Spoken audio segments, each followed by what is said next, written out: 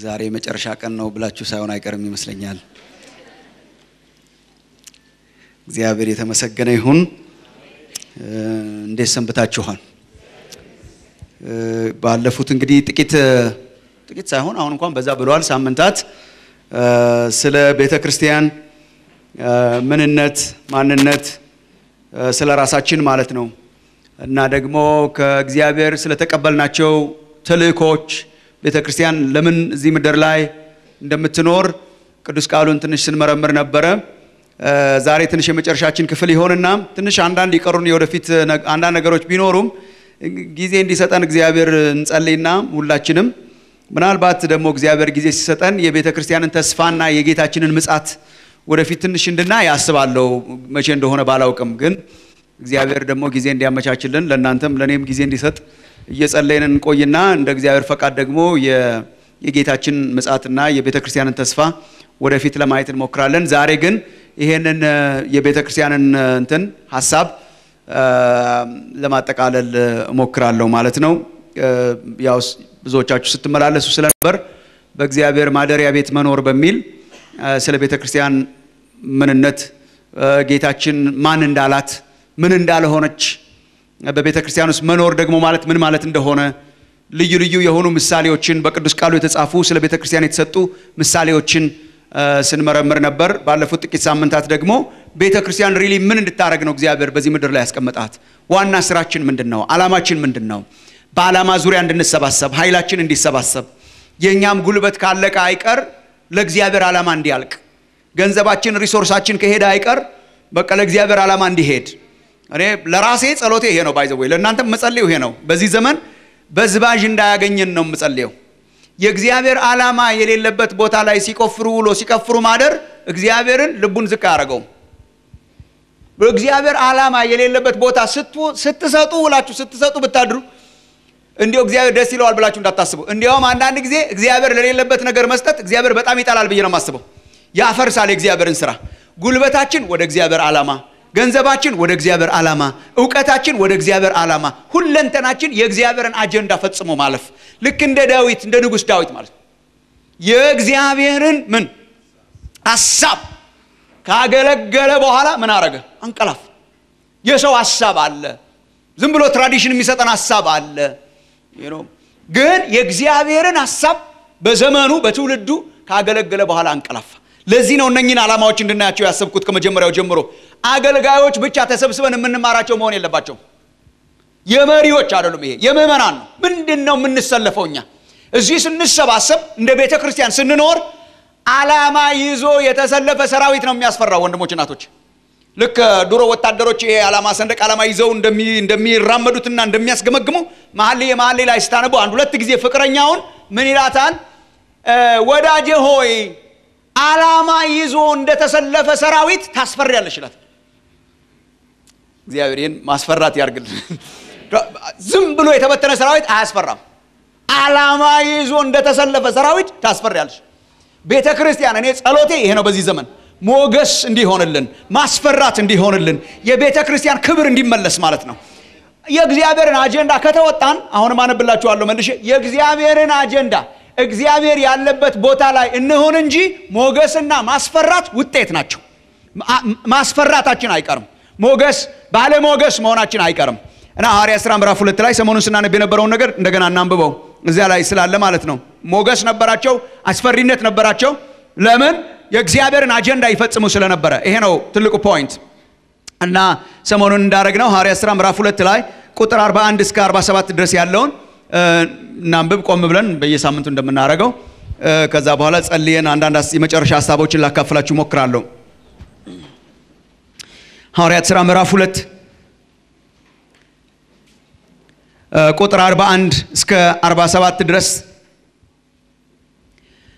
ቃሉንም የተቀበሉ ተጠመቁ። በዚያን ቀን 3000 የሚያህል ነፍስ ተጨመሩ። በሐዋርያትም ትምህርትና በህብረት እንጀራውንም በመቁረስ በየጸሎቱም ይተጉ ነበር። እንዴው አሁን እኔ ማለት ይቅርታ አድርጉልኝ እንዳቆማችሁ ወሬ ጀመርኩ። ግን የነ ጳውሎስንና የመጀመሪያዎችን ቤተክርስቲያን ሪፖርት ጻፊው ዘጋቢው ሉቃስ ነበር ባይ ዘ ወይ የሕክምና ሰው ነበር ግን እየተከተለ ይዘግብ ነበር እግዚአብሔር ይባርከው ለኛም ተረፈልን አሁን እየተከተለ ቤተክርስቲያንን ስራ ሲዘግብ የጻፈው ሪፖርት ነው ይሄና የኛ ዘጋቢ ቢከተልኛ ውስጥ ምን ያገኝ ይሆን የሚወራው ወሬ እንትንም ሆኑ እንትንም ተደረገ የሚሰማው ሰሞኑን ደስ አይልም ግን ይሄ እንዲሰማ ያርግልን እግዚአብሔር ማጂን ቁጭ ብሎ ሲከተልና ቤተክርስቲያንን ኦብዘርቭ ሲያረግ ሲታዘባት በዚህ ብትሞላ ያው ቃሉን የተቀበሉ ተጠመቁ በዚያን ቀን 3000 የሚያህል ነፍስ ተጨመሩ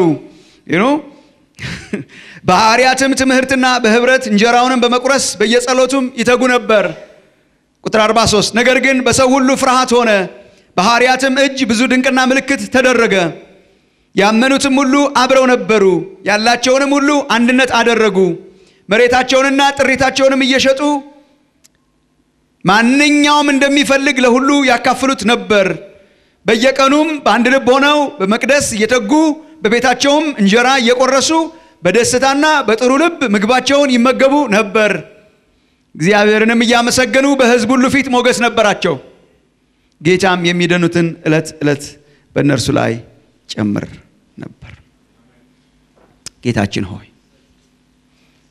ስማችንን ቀይረው ስለኛ ያለውን ወሬ ቀይረው ጌታችን ይሄ ነው ጸሎታችን ለታድሶ እንጸልያለን ጌታ እግዚአብሔር ሆይ በዘመናችን ላለች ቤተክርስቲያን ጌታ እግዚአብሔር ሆይ መታደስ እንለምናለን እንቃትታለን እንማልዳለን በዚህ አደባባይ ላይ የሰራዊት አምላክ ሆይ የጠፋው ስምህ እንዲታደስ ጌታ እግዚአብሔር ሆይ በእኛ ምክንያት የተሰደበው ስምህ እንዲታደስ ዘመናችን የመታደስ ዘመን እንዲሆን እንለምናለን ነፍሳት ተጨመሩ የሚል ሪፖርት እንዲወጣ ጌታ እግዚአብሔር ሆይ እግዚአብሔር አምላካቸው በመካከላቸው ድንቅንና ተአምራትን አደረገ የሚል ሪፖርት እንዲወጣ አንድ ልብ ነበራቸው የሚል ሪፖርት እንዲወጣ በየጸሎቱ ይተጉ ነበር የሚል ሪፖርት እንዲወጣ አቤቱ እግዚአብሔርን እያመሰገኑ በደስታ ይኖሩ ነበር የሚል ሪፖርት እንዲወጣ አንድ ልብ አንድ ሐሳብ ነበራቸው የሚል ሪፖርት እንዲወጣ ጌታችን ሆይ በትምህርት ይተጉ ነበር የሚል ሪፖርት እንዲወጣ አቤቱ ጌታችን ሆይ ፍጹም እንደማንሆን በዚህ ምድር እናውቃለን ግን ጌታ እግዚአብሔር ሆይ ወደ ፍጹምነት እየገሰገስን መሆናችን እንዲወጣ አቤቱ ለኛ አይደለም ለስምህ ክብር ይሄ እንዲወጣ ይሄን ያረጋው ማን ነው ሲባል እግዚአብሔር ነው እንዲባል ይሄንን ለውጥ ማን አመጣው ሲባል መንፈስ ቅዱስ እንዲባል የኢየሱስ ክርስቶስ የልጅ ስም እንዲከበር ይሄ እንዲሆን እንለምናለን ጌታ እግዚአብሔር ሆይ በዚህ ምሽት እንቃትታለን በፊትህ እንማልዳለን ጌታ እግዚአብሔር ሆይ በዚህች ምድር ላይ የገሃነም ደጆች አይችሏትም የተባለች በስምህ የተጠራች ቤተክርስቲያን የመነሳት ዘመን ይሁንላት የመውጣት የመገስገስ ዘመን ይሁን ጌታ እግዚአብሔር ሆይ የወንጌል ዘመን ይሁን ጌታ የታምራት ዘመን ይሁን ጌታ እግዚአብሔር ሆይ የፍቅር ዘመን ይሁን የመነሳት ዘመን ይሁን የምትመካባት አቤቱ ጌታችን ሆይ ለአለቆች ለስልጣናት በአየር ላይ ላሉ የምታሳያት የምትመካባት ጥበብህን የምትገልጥባት ቤተክርስቲያን ትነሳ ጌታ እግዚአብሔር ሆይ በዚህ ምድር ላይ እንለምናለን ጌታ ሆይ የምታስመካ ይሄው ቤተክርስቲያን የምትላት ይህቺት ቤቴ የምትላት ስራህን የምትገልጥባት ጥበብህ የሚገለጥባት አቤቱ ጌታችን ሆይ ጠላት አይቶ የሚንቀጠቀጥባት ጌታ እግዚአብሔር ሆይ ክብርህ የሚገለጥባት ታምራት የሚሆንባት አቤቱ በድንኳንህ ውስጥ ዝማሬ የሚዘመርባት ኢየሱስ ክርስቶስ ልጅ ከፍ ከፍ የሚልባት መልካም ሪፖርት የሚሰማባት ነፍሳት በብዙ ቁጥር የሚጨመሩባት የሚጠመቁት የሚበዙባት አቤቱ ጌታችን ሆይ እንዴት ያለች ቤተክርስቲያን አርገህ እንድታቆመን እንለምናለን አቤቱ ቤትህን አትተዋት ጌታ እግዚአብሔር ሆይ ድንኳንህን አትተው በዚህች ምድር ላይ ከጫፍ እስከ ጫፍ ከሰሜን እስከ ደቡብ ከምዕራብ እስከ ምስራቅ ላሉ ስምህን ለሚጠሩ ቅዱሳን ሁሉ እንማልዳለን አቤቱ ጌታችን ሆይ በድንኳንህ ውስጥ ጌታ ሆይ ስምህን ለሚጠሩ ሁሉ እንጸልያለን የሰራዊት አምላክ ሆይ ታላላቅ ሐዋርያት ነቢያት ወንጌል ሰባኪዎች እረኞች አስተማሪዎች ተቀብተው እንዲነሱ እንማልዳለን ጌታ እግዚአብሔር ሆይ ሐዋርያትን ነቢያትን ወንጌል ሰባኪዎች እረኞችን አስተማሪዎችን የተሰጡ በነፍሳቸው የተወራረዱ ወደ ኋላ የማይመለሱ ጌታ እግዚአብሔር ሆይ ለራሳቸው የሞቱ ለጥቅማቸው የሞቱ ለእንጀራ የሞቱ ጌታ እግዚአብሔር ሆይ ለስምና ለዝና የሞቱ የሰራዊት አምላክ ሆይ ካንተ ጋራ ጌታ እግዚአብሔር የተጎዳኙ ካንተ ጋራ ጌታ እግዚአብሔር ሆይ ልብህን ትርታህን የሚረዱ ፈቃድህን የሚያመጡ ከአጀንዳ ጋራ የሚተባበሩ በቅዱስ ቅባት የተቀቡ ቅዱስ ቃልህን የታጠቁ ድንቅና ታምራትን የሚያደርጉ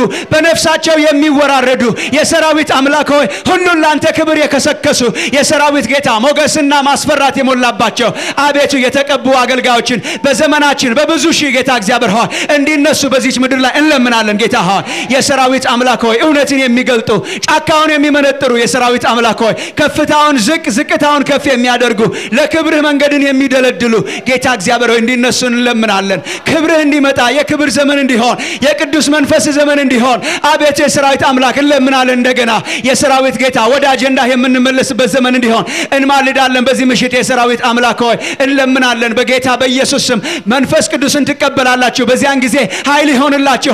በኢየሩሳሌም፣ በይሁዳ፣ በሰማሪያ እስከ ምድር ዳርቻ ድረስ ምስክሮቼ ትሆናላችሁ እንደተባልን የሰራዊት አምላክ መንፈስህን ልቀቀውና አጀንዳህን አስይዘን ጌታ እግዚአብሔር ሆይ በመጨረሻው ዘመን በስጋ ለባሽ ሁሉ ላይ ከመንፈስ ያፈሳለሁ ተብሎ ተጽፏል። የሰራዊት አምላክ ሆይ የህልምና የራእይ ዘመን እንደሆነ ተጽፏል። የሰራዊት ጌታ የድንቆች የተአምራት ዘመን እንደሆነ እናውቃለን። በወንዶች ባሪያዎች ላይ ከመንፈስ አፍስስ ጌታ፣ በሴቶች ባሪያዎች ላይ፣ በታናናሾች በታላላቆች ላይ መንፈስ የሚወርድበት ዘመን እንዲሆን፣ የሪቫይቫል ዘመን እንዲሆን፣ ትኩስ ነፋስ እንዲለቀቅ ጌታ፣ ጨለማውን የሚጠርግ የሰራዊት አምላክ ሆይ ቆሻሻውን የሚያጠራ የቤትህን ድካም የሚያጥብ የሰራዊት ጌታ መንፈስ እንዲለቀቅ እንለምናለን። ጌታ የወደቁትን የሚያነሳ ቁርጭምጭምትን የሚያጸና አቤቱ የሰራዊት አምላክ ሆይ የተኙትን የሚቀሰቅስ ዓላማ ይዞ እንደተሰለፈ ሰራዊት የሰራዊት ጌታ አስፈሪ እንድንሆን የሚያደርግ ታላቅ ሰራዊት የሚያደርግ ድንኳንህ በእልልታ እንዲሞላ የሚያደርግ በዝማሬ እንዲሞላ የሚያደርግ የክብር ዘመን እንዲሆን እንለምናለን። ጌታ እንለምናለን። የሰራዊት አምላክ ሆይ የጥያቄ ሁሉ መልስ ከቤተ ክርስቲያን እንዲፈልቅ ጌታ ሆይ እንቆቅልሽ ከቤተ ክርስቲያን እንዲፈታ፣ ፖሊሲዎች ከቤተ ክርስቲያን እንዲወጡ፣ ተአምራት ከቤተ ክርስቲያን እንዲወጡ፣ ትእዛዝ ከቤተ ክርስቲያን እንዲወጣ፣ ለገዢዎች ለባለስልጣናት ለምድሪቱ መፍትሄ ከቤተ ክርስቲያን እንዲወጣ የአቤቱ የሰራዊት አምላክ እንለምናለን። ጌታችን ሆይ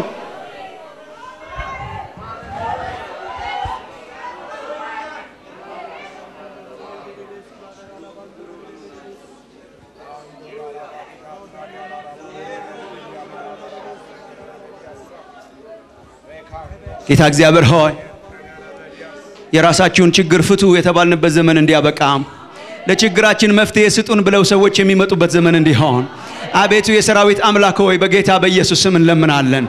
አጀንዳህ የሚነገርባት፣ አጀንዳህ የሚገለጥባት፣ አጀንዳህን ይዛ የምትገዘግስ ምድሪቱን የምትሸፍን እንደ ሰናፍጭ ቅንጣት እግዚአብሔር የሰራዊት አምላክ ሆይ የዘራሃት ቤት ጌታ እግዚአብሔር ሆይ ታላቅ ዛፍ እንድትሆን ለብዙዎች መስፈሪያ እንድትሆን የሰራዊት አምላክ ሆይ እንለምናለን። ወጣቶችን እንድትቀባ ጌታ እግዚአብሔር ሆይ ኃያላን አድርገህ እንድታስነሳ ጌታ እግዚአብሔር ሆይ እንለምናለን። የሰራዊት አምላክ ሆይ በጌታ በኢየሱስ ክርስቶስ ስም የሰራዊት ጌታ በማርኬት ፕሌስ የሚያገለግሉ እግዚአብሔር አምላክ ሆይ ጎዳናውን ሁሉ በአንተ አገልግሎት የሚሞሉ ጌታ እግዚአብሔር ሆይ በልዩ ልዩ ፕሮፌሽን የተሞሉ በንግድ፣ በቢዝነስ፣ በኢኮኖሚ፣ በፖለቲክስ ጌታ እግዚአብሔር ሆይ የተቀቡ ካህናት እንዲነሱ አቤቱ ምድሪቱን የሚመሩ ልዩ ልዩ የሆኑ ማርኬት ፕሌሶችን የሚቆጣጠሩ የሰራዊት አምላክ ሆይ ኃያላን እንዲነሱ፣ የተቀቡ ቢዝነስ ፒፕል እንዲነሱ፣ የተቀቡ መምህራን እንዲነሱ፣ የተቀቡ ፕሮፌሽናልስ እንዲነሱ፣ የተቀቡ ፍትህ የሚያስጠብቁ አካላት እንዲነሱ፣ የተቀቡ የሀገር መሪዎች እንዲነሱ የሰራዊት አምላክ ሆይ ያንተን ሐሳብ ለምድሪቱ የሚያመጡ እንዲነሱ በጌታ በኢየሱስ ስም እንለምናለን። ጌታችን ሆይ ተመስገን። ጌታችን ሆይ ተመስገን። በዚህች ዓለት ላይ ቤተ ክርስቲያኔን እመሰርታለሁ፣ የገሃነም ደጆች አይችሏትም ተብሎ እንደተጻፈ ቤትህ ያንተ ስለሆነች የጨለማው ገዢዎች ስለማይችሏት እናመሰግናለን። ከአጀንዳህ ጋር አጣብቀን ጌታችን ሆይ እድሜያችን በከንቱ እንዳያልቅ ጌታ እግዚአብሔር ሆይ እድሜያችን በከንቱ እንዳያልቅ ካንተ አጀንዳ ጋር አጣብቀን ጌታችን ይህንን የመጨረሻ ክፍለ ጊዜያችንን ባርክልን፣ እንድታስተምረን እንድትናገረን ለምናለሁ። ስለዚህ ቤተ ክርስቲያን ጌታ እግዚአብሔር ሆይ አመሰግናለሁ። ስለ መሪዎቿ እዚህ ስለተሰበሰበው ህዝብህ ከሳምንት ሳምንት ሳምንት ሳምንት እየመጣ አጀንዳህን ስለተማረው ህዝብህ አመሰግናለሁ። አቤቱ እግዚአብሔር ሆይ ጸጋን ስለሰጠህን አመሰግናለሁ። ጌታችን ሆይ በዚህ ምሽትም ልጅህ ኢየሱስ ክርስቶስ ከፍ ሲል ማየት ነው የልባችን ጥማት። ልጅህ በውስጣችን ይሳልልን ጌታ እግዚአብሔር ሆይ አዚም ከላያችን ላይ ይገፈፍ ጌታ እግዚአብሔር ምጥ ይዞኛል ተብሎ እንደተጻፈ ዛሬ ምጣችን ጌታ እግዚአብሔር ሆይ ኢየሱስ ክርስቶስ በእያንዳንዱ ሰው ልብ እንደገና ሲሳል ማየት ነው። እግዚአብሔር ሆይ ልጅህን በመንፈስ በልባችን እንደገና ሳለው ጌታ እግዚአብሔር ሆይ ራሴን ላንተ አሳልፌ እሰጣለሁ፣ ህዝብህን ላንተ አሳልፌ እሰጣለሁ። አቤቱ የሰራዊት አምላክ ሆይ ጥበብህንና ካንተ ዘንድ የሆነ ነገር እንዲፈልቅልን እንለምናለን። ወደ ወደድከው ጌታ እግዚአብሔር ሆይ እንድትመራን እንጸልያለን። ክብር ላንተ ይሁን በጌታ በኢየሱስ ክርስቶስ ስም አሜን።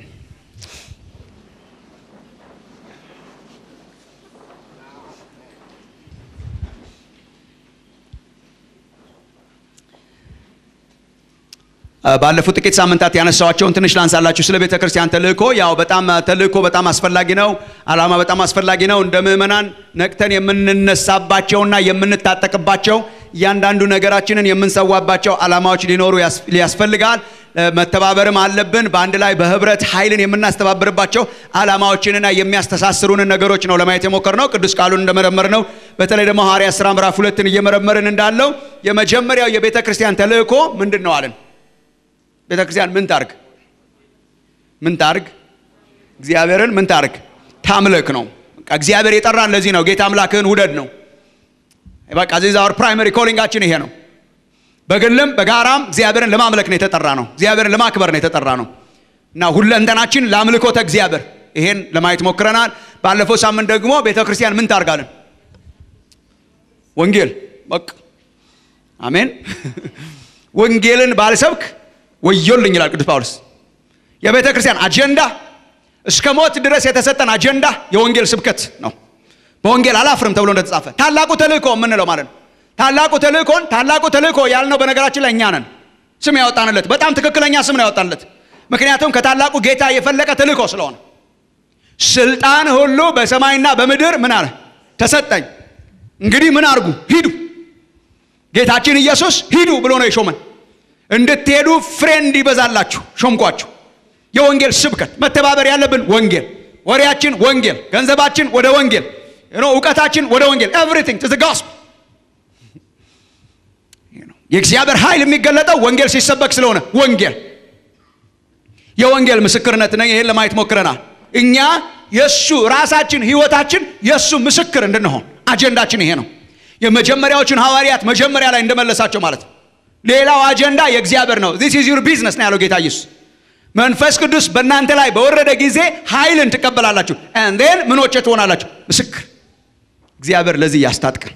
ላስት ዊክ ለማየት ሞክረናል። ምስክርነት ዝም ብሎ የለበጣ እንዳይሆን፣ መገላገያ እንዳይሆን፣ ያለ ግንኙነት በፓራሹት ወርደን እንዳይሆን፣ በቃ ለአንድ ነፍስ መሰከርኩ ተመስገን ብቻ ለማለት እንዳይሆን፣ በርህራሄ በፍቅር በግንኙነት አሜን። በርህራሄ በፍቅር ምን መሰክረው ለሰው የሃይማኖት ቁጥራችንን ለመጨመር አይደል። የእግዚአብሔር አጀንዳ በነገራችን ላይ የኛ ድርጅት መተለቅና አለመተለቅ አይደል። የእግዚአብሔር አጀንዳ የሚነቀንቅ የእግዚአብሔር መንግስት ሲሰፋ ማየት። ሰዎች ወደ እግዚአብሔር መንግስት ይጨመሩ እንጂ የኛ ድርጅት አባል ቢሆኑም ባይሆኑም it's okay። ኢንፋክት አሁን እግዚአብሔር በዘመኑ ያመጣውን እንደው የእግዚአብሔርን ፈቃድ እናዳምጥ ካላችሁ እግዚአብሔር የእውነት የሚለይ መንፈስ ይስጠን። አሁን እግዚአብሔር አሰራሩ እንዲያውም ቀይሮታል። ሰዎች ባሉበት ቦታ ሆነው ግን በጌታ እየሆኑ ነው። ምንም ይሄ በጣም ሊያስደስተን የሚገባ ነገር ይሄ አይበቃንማ። አሁን እዚህ ሰው መጥቶ ለስንት ሰው ይበቃናል? ይሄ አዳራሽ እኮ ጥቂት ሰው መስክረን ብናመጣ ይሞላል። እዛ በየአዳራሹ እግዚአብሔር የሚያደርገውን ያርግ እንጂ እኛ ምን ያርና እግዚአብሔር አሰራሩን ቀይሯል። ይሄ የመጨረሻው ዘመን መሆን አለበት። ወንጌል ፔኔትሬት ያደረገ ያለበት ቦታ ያስገርማቸዋል። እንደኛ አይዘምሩም፣ እንደኛ አያመልኩም፣ እንደኛ አይደለም የጌታ ራት አወሳሰዳቸው፣ እንደኛ አይደለም ቅላጼያቸው፣ እንደኛ አይደለም ስርዓታቸው። የሚጠሩትና የሚያመልኩት ግን የኛን ጌታ ነው በየስፍራው ሁሉ። እግዚአብሔር የተባረከ ይሁን። ስለዚህ እኛ አሁን our primary calling ይሄ ነው። የኛ የጥሪያችን ይሄ ነው። ሰዎች ከርህራሄ አንፃር ወደ እግዚአብሔር መንግስት ብቻ ሰው ይጨመር። ወደ እግዚአብሔር መንግስት ከርህራሄ አንፃር ሰው ያለ ክርስቶስ የሞተ ስለሆነ ከዚህ ርህራሄ ነው የምንጀምረው። ሰው አምሮበት ሲሄድም የሞተ ስለሆነ በስጋ እየኖረ በመንፈስ የሞተ ስለሆነ መንፈሱ እንዲነሳ ከርህራሄ ከፍቅር ከግንኙነት ሲፈልቅ እግዚአብሔርም ደስ ይለዋል።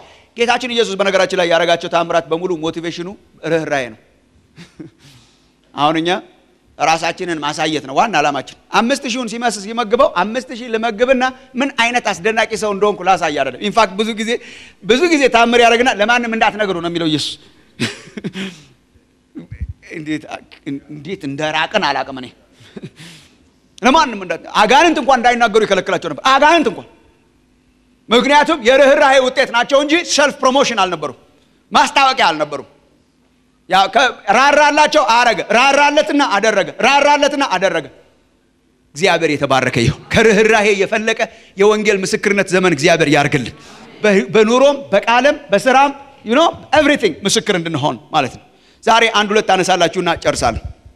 ቤተ ክርስቲያን ምን ታርግ?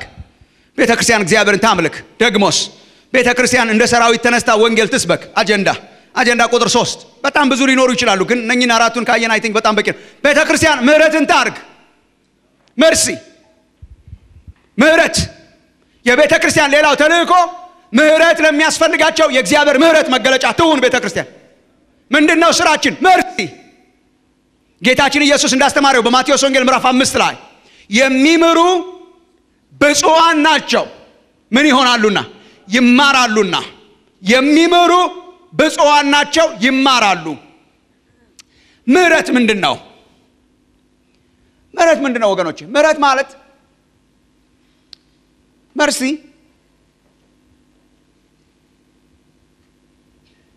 እርዳታችንን ለሚያስፈልገው ሰው እገዛ ለሚያስፈልገው ሰው የሚገለጥ ፍቅር ማለት ነው። ልክ ጸጋ ለማይገባው ሰው እንደሆነ ሁሉ ምህረት ርህራሄ በሌላ አነጋገር ምህረት ርህራሄ እርዳታችን ለሚያስፈልገው እታች ላለ ለዝቅተኛው ለድሃው ለምስኪኑ እሱ ነው ምህረት ማለት። ምህረትን ብዙ ጊዜ ከይቅርታ ጋር አንፃር ብቻ ነው የምናያት። ምህረት ታርግ ይቅርታ ትበል እሱ ብቻ አይደለም። ምህረት ኤኒባዲ በዙሪያችን ያለ እገዛ ለሚያስፈልገው እርዳታ ለሚያስፈልገው የእግዚአብሔርን ፍቅር በተግባር መግለጥ ማለት ነው ምህረት ማለት። የእግዚአብሔርን ፍቅር በተግባር ማሳየት፣ ርህራሄውን በተግባር ማሳየት ለሚያስፈልጋቸው ለተጨነቁ። ይሄ ነው ምህረት ማለት። ይሄ ነው ርህራሄ ማለት። ይሄ ነው ለተጨነቁ ለተቸገሩ የተዘረጋ የእግዚአብሔር ፍቅር ማለት። ለተጨነቁ ለተቸገሩ የተዘረጋ እጅ። የቤተ ክርስቲያን ኃላፊነት ምንድነው? ለተጨነቁና ለተቸገሩ እጇን ትዘርጋ ነው። ይሄ ነው የቤተ ክርስቲያን ዓላማ ሊያሰባስበን የሚገባው። ሐዋርያት ሥራ ምዕራፍ 2 አሁን ሞዴሎቻችን ሐዋርያት ሥራ ምዕራፍ 2 ቁጥር 45 ያመኑት አብረው ነበሩ፣ ያላቸውን በሙሉ ኮንትሪቢዩት ያደርጉ ነበር፣ በአንድነት አደረጉ። ኢንፋክት ያላቸውን መሬታቸውንና ጥሪታቸውን እንኳን እየሸጡ አስፈላጊ ለሚያስፈልጋቸው ሰዎች ማንኛውም እንደሚፈልግ ያካፍሉት ነበር። ለሚያስፈልጋቸው ያካፍሉ ነበር። ያካፍሉ ነበር በሉ እስቲ እንደገና ላስደግማችሁ። ያካፍሉ ነበር። ሳክሪፋይስ ያደረጉ የሚያስፈልገው ሰው በመካከላቸው ዳ ያልነበረው ለዚህ ነው። በመካከላቸው ሳይበላ የሚያድር የለም። ያካፍሉ ነበር። የእግዚአብሔር ኢኮኖሚ ይሄ ነው። የእግዚአብሔር ኢኮኖሚ በመከፋፈል ላይ የተመሰረተ ነው። የእግዚአብሔር ኢኮኖሚ የአንድን ሰው ካፒታል በማሳደግ ላይ የተመሰረተ አይደለም። የእግዚአብሔር ኢኮኖሚ በመከፋፈል የምትሰራ ተአምር ናት። ስለዚህ ሞገስ ነበራቸው፣ ማስፈራት ነበራቸው። እግዚአብሔር ከነርሱ ጋር ነበረ፣ ተአምር ያደርግ ነበር። ዝም ብሎ በቀልድ የመጣ እንዳይመስላችሁ። የእግዚአብሔርን ዓላማ ያስፈጽሙ ነበር። ምንድነው የእግዚአብሔር ዓላማ? ለተጨነቁት፣ ለተቸገሩት፣ መካከላቸው ላሉ ለሚያስፈልጋቸው ያካፍሉ ነበር።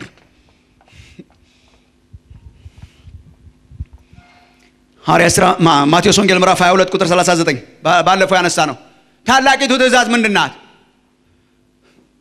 ጌታ አምላክህን ውደድ አምልኮ። አገኛችሁት? ይሄን ታላቂቱ ትእዛዝ ዋነኛይቱ ትእዛዝ ምንድናት? ጌታ አምላክህን ውደደው። ከዚያስ ባልንጀራህን እንደራስህ ውደድ። ባልንጀራህን ጓደኛህን ማለት ነው እንደራስህ ውደድ። ቤተ ክርስቲያን ምን ታርግ? እግዚአብሔርን ታምልክ። ደግሞስ ለባልንጀራዋ ትዘርጋ። አሁን አውቃለሁ በልባችሁ ያለውን እንደ ባልንጀሮቻችንን ማን እንወዳለን? እኛ ልደትም እንጠራራለን፣ ግብዣም እናረጋለን። ከጓደኛ ጋር ሆነዋል ቸርች ጓደኞቻችን ጋር ፌሎሺፕ እናረጋለን። ጋብዘዋለሁ፣ ይጋብዘኛል። አንድ ወንድም አላስፈቀድኩትም እንጂ ስሙን ለመናገር ስሙን ብናገር ጥሩ ነበር፣ ግን ስላላስፈቀድኩት ስሙን አልንገራችሁ። ክፍለ ሀገር ነበር የሚሰራው፣ ትልቅ ስራ ነበር የሚሰራው። ከፍ ባለ ሹመት አዲስ አበባ ገባ። ከፍ ባለ ሹመት አዲስ አበባ ገባ። እዚህ ሲሰራ መጣ፣ ቸርች ተቀላቀለ። እናንተ ጋር አልነበረም እርግጥ።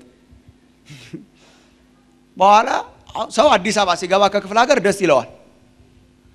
በመከራ ነው 1 ዓመት ነው 2 ዓመት በመከራ ሰራ እና መጨረሻ ተከራክሮ ነው ከመስሪያ ቤቱ ጋር አልፈልግም ብሎ መልሱኝ ወደ ነበርኩበት ብሎ ወደ ክፍለ ሀገር ማለት መልሱኝ በቃ ሳልጠፋ መልሱኝ ምናምን ብሎ በኋላ መስሪያ ቤቱ ፈቃደኛ ሆነ መለሰውና ሊሄድ ሲል መጨረሻ ላይ የሚናገርበት ጉባኤ ላይ ተገኝቼ ሰምቼው ነው መጨረሻ ላይ ነው የነገረን አዲስ አበባን ታዝቦን ለምን መሮት እንደሚመለስ ክፍለ ሀገር በቃ ደነገጥኩ አለ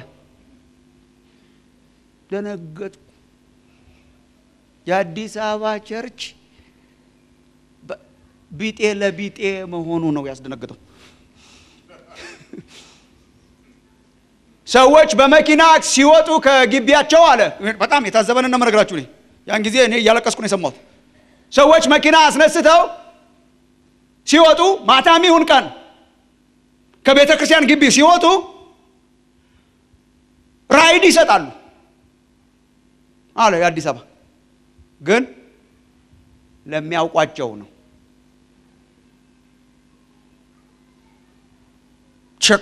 ቼክ አፕ አለ እርግጥ ማናውቀውን ሰው መጫን አደጋ ሊኖር ይችላል ግን ሁሉ ጊዜ ግን ቼክ አፕ ይተራራሉ አለን እኛን ነው ግን መልሶ የሚጠራራቸው ጋር ነው ታዝቦን ደንግጦ ተመለሰ አገር እንዳንመልስ እግዚአብሔር እንዲያነቃን ነው ባልንጀራችን ማን ነው ኦፍ ኮርስ ጓደኞቻችን ጋር እንበላለን ጓደኞቻችን ጋር እንጠጣለን ክላስ አለ ያ ወንድምም እንደታዘበን ክላስ አለ ምንም ይሄ ማለት በቃ የሚወዳችሁ ሰው ነው የሚነግራችሁ አሁን አይኑን አፍጥጦ እንደዚህ ክላስ አለ ከፍ ያለን አለን ከዛ መሃል ላይ አለን ከዛ ዝቅ ያለን አለን ከዛ እንትን አለ እኔ ጥሩ ጥያቄ መጽሐፍ ቅዱስ የሚሰማኝን ጥያቄ የጠየቁልኝ ሰዎች በጣም ደስ ይሉኛል ኢየሱስን አግኝተው ለምሳሌ ጴጥሮስ ብዙ ጊዜ ብዙ ጥያቄን ጠይቆልኛልና በጣም ወደዋለሁ በጣም ድፍረት ማለት ነው አንድ ጊዜ ግን ጌታ ኢየሱስ አንድ የሕግ መምህር መጣና ሕግ አዋቂ ነው ሊፈትነው ሉቃስ ወንጌል ምዕራፍ 10 ላይ የዘላለም ሕይወት ለማግኘት ምን ላድርግ አለው ትዝ ይላችኋል ታሪኩ ጌታ ኢየሱስ በሕግ ምን ተጽፏል አለው ሕግ አዋቂ ስለሆነ ሕግማ እግዚአብሔርን ውደደው ልክ ይሄ ቤተክርስቲያን ዓላማ ያለው እግዚአብሔርን ውደደው ደግሞ ባልንጀራህን እንደራስህ ውደድ ይላል አለ ጌታችን ይሄን ከተናገረ በኋላ በጣም በቃ ሊፈትነው ስለፈለገ ይሄ ሰው በነገራችን ላይ አለው ባልንጀራዬ ማን ነው ጭናቴ ዛሬ ጥያቄ እኔ ጓደኛችን ማን ነው ይሄ ነው የጠየቀው ባልንጀራዬ ማን who is my friend ባልንጀራህን ውደድ ብለኛል ማን ነው እሱ እንደወደው ጌታ ዝም በሚያስተኝ ምሳሌ ነው የነገረው ገብቶታል ሰውየው አመሰግናለሁ ብሎ ነው ሽው ያለው ዝም በሚያስተኝ ጓደኛዬ ማን ነው ጓደኛ ልንገር ጓደኛ ማለት በነገራችን ላይ ወንድሞችና እህቶቼ የኛን ክላስ የሚጋራና ስንሰጠው የሚመልስልንና አብረን የምንጠያየቀው ሰው ማለት አይደለም ጓደኛ ማለት እርዳታችን የሚያስፈልገው ማንኛውም ሰው ማለት ነገረው አንድ ሰው አለ ከኢየሩሳሌም ወደ ኢያሪኮ ይሄድ ነበር በመንገድ ላይ ወንበዴዎች ያገኙት ቅጥቅጥ አርገው ደብድበው አጎሳቅለው ጣሉት ከጣሉ በኋላ አንድ ካህን መጣ አየውና እኔ ፓራፍሬዝ ላድርግላችሁ የኢየሱስን እንትን በአማርኛ በኢትዮጵኛ አየውና ካህኑ ብሎ አለፈ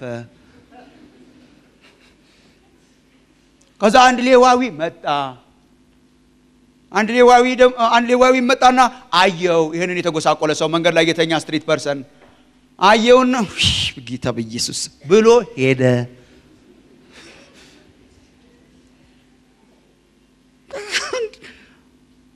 አንድ ሳምራዊ ደጉ የተባለው ምን አይነት ደግ ሰው ነው አንድ ሳምራዊ መጣ የተናቀ ምንም ያረጋል ተብሎ ማይጠበቅ አንድ ሳምራዊ መጣ ልክ እንደሚያውቀው ሰው ትሪት አረገው አነሳው ቁስሉን አጠበለት ቀባው ፈርስት ኤድ ሰጠው ብድግ አረገው አያይዞ ነበር እዛ ላይ አረገው ስፍራውን ለቀቀለት ይዞት ወደ ከተማ ገባ። ሆቴል ውስጥ አስገባው። ባይዘው ሆቴል ውስጥ አስገባውና እንዲያው ሆቴል ውስጥ ይቀመጥ እስኪድን ድረስ ብሎ። ምን አይነት ደግ ሰው ነው! የማያውቀውን ሰውዬ ብድግ ስለ ባልንጀራ ዴፊኒሽን ኢየሱስ ሲሰጥ ስለማያውቀው ሰውዬ መናገሩ አላስገረማችሁም እናንተ? ጓደኛዬ ማን ነው ይባላል፣ የማታውቀው ሰውዬ ነው። እደግምላችኋለሁ፣ ጓደኛዬ ማን ነው? የማታውቀው ሰውዬ ነው። ጓደኛችን እሱ ነው። ባልንጀራ ማለት ምህረት ማሳየት የምንችልበት ሰው ሁሉ ባልንጀራችን ነው። ብድግ አደረገው፣ ወሰደው፣ ሆቴል ውስጥ አስገባው፣ ከፈለለት ውድ ክፍያ። መክፈል ብቻ ሳይሆን ይሰንብት፣ በሂሳብ ምክንያት እንዳይሄድ እስኪድን ድረስ ይክረም። ከከፈልኩት በላይ በጣም ከተጠቀመ መጥቼ ደግሞ እኔ ሌላ ከፍላለሁ። ከዛ ኢየሱስ እሺ ሲጨርስ ምሳሌውን ካለውና ብሎ ካለፈው እና ዘይቱን ከቀባ የትኛው ይመስልሃል ጓደኛው? እኔ የጌታ የማስተማር ችሎታ በጣም ያስገርመኛል። ባይዘው እንደሱ አይነት አስተማሪ የለም። አይቼ አላውቅም። እኔ ወንጌላትን ባነበብኩ ቁጥር በጣም ገርማለሁ በማስተማር። እኔ በሆን ጓደኛዬ ማን ነው ብላችሁ ብትጠይቁኝ ለመንፈራፈር ሞክራለሁ። ጓደኛ ማለት በግሪኩ፣ በዕብራይስጡ፣ በአረማይክ፣ በምናምን በእንግሊዝኛ ፍሬንድ ነው በምናምን ጓደኛ የጓደኛ ዴፊኒሽን ልንገር። አንድ ሰውዬ ነበረ ከዚህ ከተማ ወደዚህ ከተማ ከኢየሩሳሌም ወደ ኢያሪኮ ሲሄድ ገባው ሰውዬው። እሺ ከሶስቱ ማን ነው ጓደኛው ይመስላል? ገባኝ። ማን ነው? መልካም ያደረገለት ነው ጓደኛ። ባልንጀርነትን ዴፊኒሽን ከመጽሐፍ ቅዱስ ተማሩ ወንድሞች እናቶች። የባልንጀርነትን ዴፊኒሽን ከዓለም አትማሩ። ጌታችንም አስተምሯል እኮ መልሰው የሚጠሯችሁን ብትጠሩ እንደ አሕዛብ ሆናችሁ አይደለም ወይ? ምክንያቱም የዓለም ዴፊኒሽን ይሄ ነው። ስናበድራቸው የሚመልሱ፣ ስንጋብዛቸው የሚጋብዙ ጋራ ብቻ እኮ ከሆነ ቁርኝታችን ይሄ የዓለም ዴፊኒሽን ነው። ስለ ጓደኝነት ቢጤ ከቢጤ ጋር የዓለም ትርጉም ነው። የዓለም ትርጉም ይሄ ነው። እግዚአብሔር አምላክ የቅዱስ ቃሉን ትርጉም እንድንማር ይርዳን ወንድሞቼ እናቶቼ። አንዳንድ ጊዜ መጽሐፍ ቅዱስን ለመስበክም ለማስተማርም ለመኖርም የሚከብደው አንዳንድ ጊዜ ከነፋሱ ተቃራኒ እንድትቀዝፉ ያደርጋችኋል። ነፋሱ የሚለን ከጓደኛና ከቢጤ ጋርና ከባልንጀራ ጋርና ከዘርህና ከቋንቋህ ጋርና ከዘመድህ ጋርና መልሶ ሊጋብዝ ከሚችል ክላስህን ዝቅ አታርግ ተብላችሁ ታውቁ እንደሆነ ክላስህን ዝቅ አታርግ፣ የምትሄድበት ቦታ በጣም የተመረጠ መሆን አለበት፣ የምትበላበትን በጣም የተመረጠ፣ የምትሄድበት ጓደኞችን በጣም የተመረጠ፣ ክላስህን ዝቅ አታርግ። ይሄ ዓለማዊ ትርጉም ነው። ጌታን አለማወቅ ነው። ወንጌል አለማወቅ ነው። አገንስ ዘነፋስ እንሂድ ከተባለ ግን ጌታችን የሚያስተምረን ይሄ ነው። ባልንጀርነት ማለት እርዳታችንን የሚጠይቁ ምህረት የሚያስፈልጋቸው ልናግዛቸው የምንችል ምስኪኖች የሆኑ ይሄ ነው ባልንጀርነት ማለት። የቤተ ክርስቲያን ዓላማ ይሄ ነው። ባልንጀራን መውደድ ማለት ይሄ ነው። ምህረት፣ መርሲ፣ ርህራሄ ለሚያስፈልጋቸው መዘርጋት። እዚህ ላይ ትንሽ እኔ በቃ የመጨረሻ ቀኔም ስለሆነ በደንብ ልወቅስ ነው የመጣሁት። ምን ይመስላችኋል? በጣም መወቀስ አለብን ወገኖች። እኔ እንደማስበው አንዳንድ ጊዜ እንደዚህ አይነት ነገሮች ላይ በጣም ከሚገባው በላይ ፕሮቴስት አድርገናል። ፕሮቴስታንቶች ፕሮቴስት ማድረግ ማለት መቃወም ማለት ነው። ያው ጽድቅ የሚገኘው በመልካም ስራ፣ ለድሃ በመመጽወት፣ ለችግረኛ በመስጠት፣ ያለን በማካፈል ነው ጽድቅ የሚገኘው ብለው የሚያምኑ ሰዎች አሉ። በዚህ ምክንያት የሚሰጡ ሰዎች አሉ እና ጠዋት ወጥተው ይሰጣሉ። ምክንያቱም መስጠት፣ ማካፈል፣ ለምስኪኖች ለተቸገሩ ማካፈል ከጽድቅ ጋር በጣም የተያያዘ ነው። ስለዚህ ሰው በምን ይጸድቃል? ለድሃ በመስጠት ይጸድቃል ብለው የሚያስቡ ሰዎች አሉ። እኛ አሁን we protested, we said no. ማርቲን ሉተር ሌሎችም we said no። በጣም ትክክል ነው። በነገራችን ላይ በፈለገ ስንሰጥ ብናድር የእግዚአብሔር ልጅ አያረግም። ጽድቅና የእግዚአብሔር ልጅነት የእግዚአብሔር ስጦታ ነው፣ ደሞዝ አይደለም። ሮሜ ምዕራፍ 4 እኛ ሳይሆን የምንቃወመው መጽሐፍ ቅዱስ ነው የሚቃወመው። ሮሜ ምዕራፍ 4 ላይ እንደሚነግረን ጽድቅ ደሞዝ አይደለም። ጽድቅ የእግዚአብሔር ስጦታ ናት። እግዚአብሔር የተባረከ ይሁን።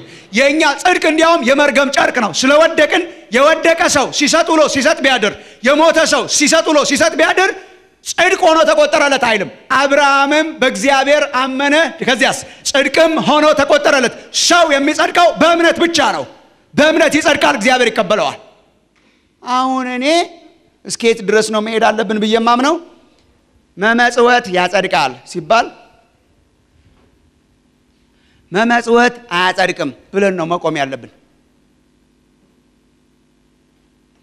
አይ ቲንክ እኛ አንድ እርምጃ በጣም ሄድን ወደዛ። እንዲያውም ምንም መስጠት የለብንም።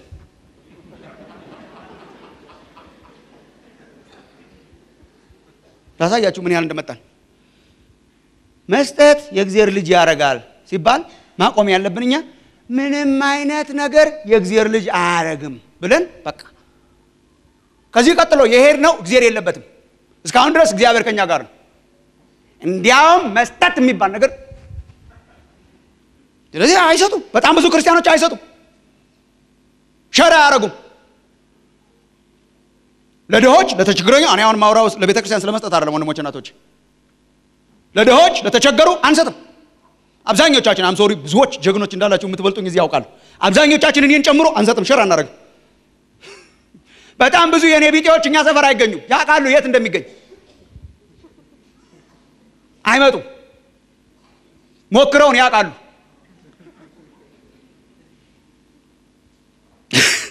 እየታየህ አትስጥ ስለሚል መጽሐፍ ቅዱስ ላለመታየት ብለን ይመቻል። ደግሞ በነገራችን ላይ ይመቻል። ላለመታየት አለመስጠት በጣም ይመቻል። ለምን ነው የማትሰጠው? ላለመታየት። ታዲያ ሰው ሳያየን የት ልንሰጥ ነው? እኛ ስፔስ ላይ ሄደን አንሰጥ።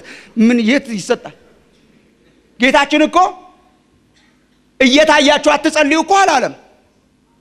እየታያችሁ አትስጡም አላለም። እንዴ ሰው ሳያየን እንዴት ነው የምንሰጠው?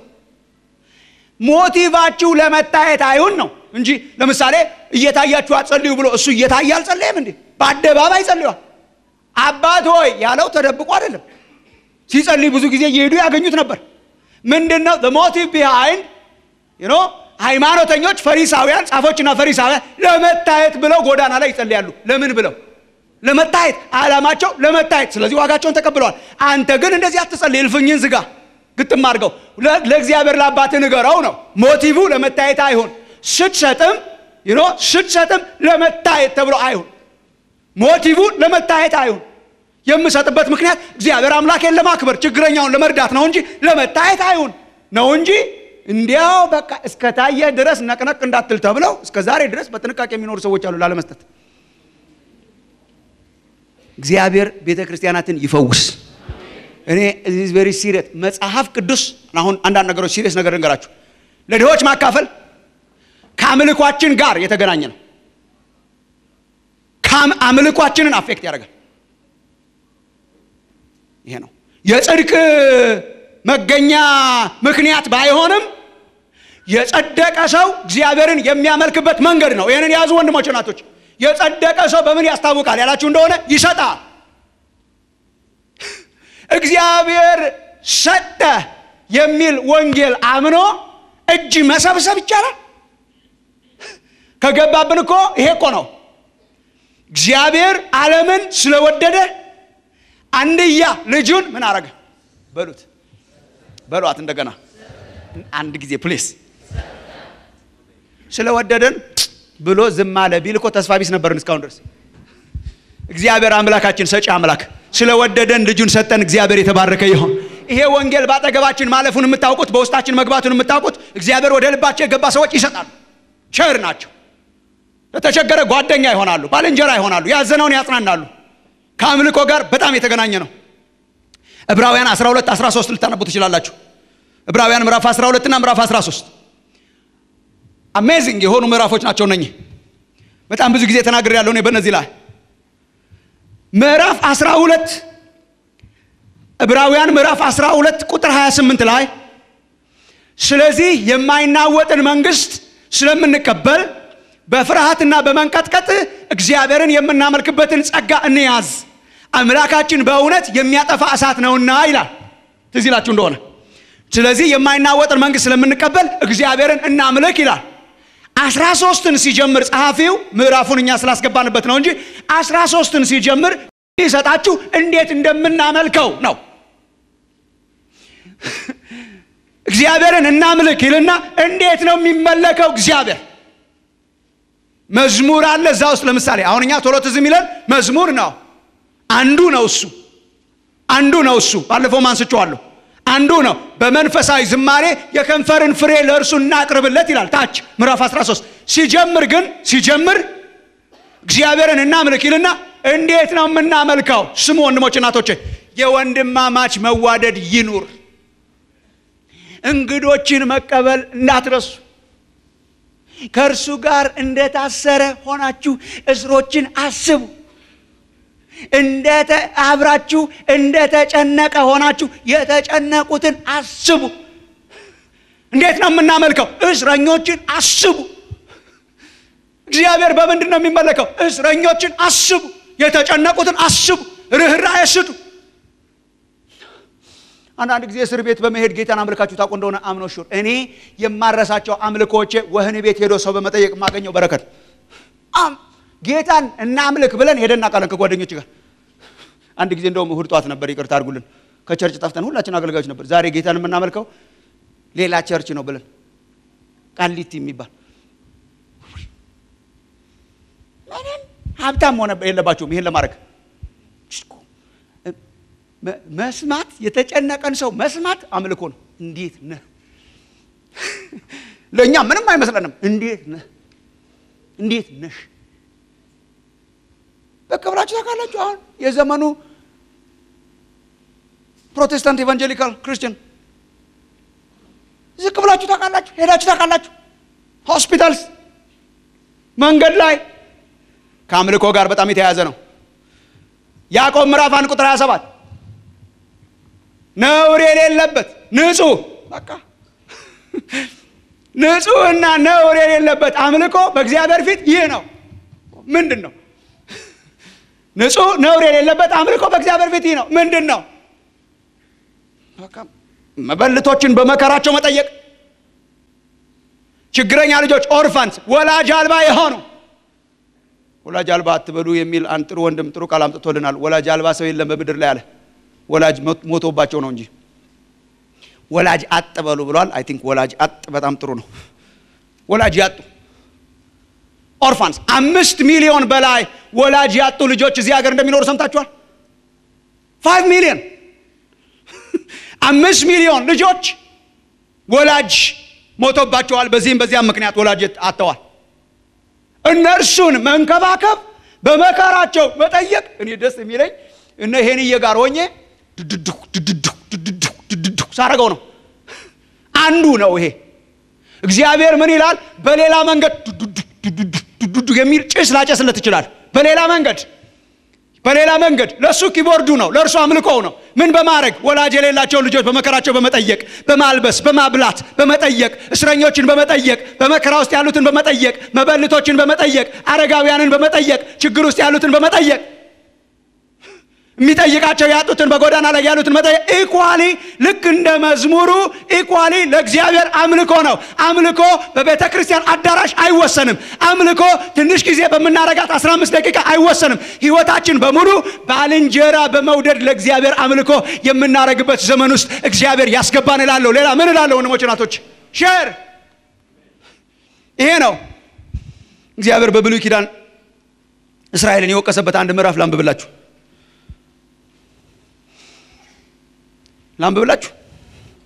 ትንቢተ ኢሳይያስ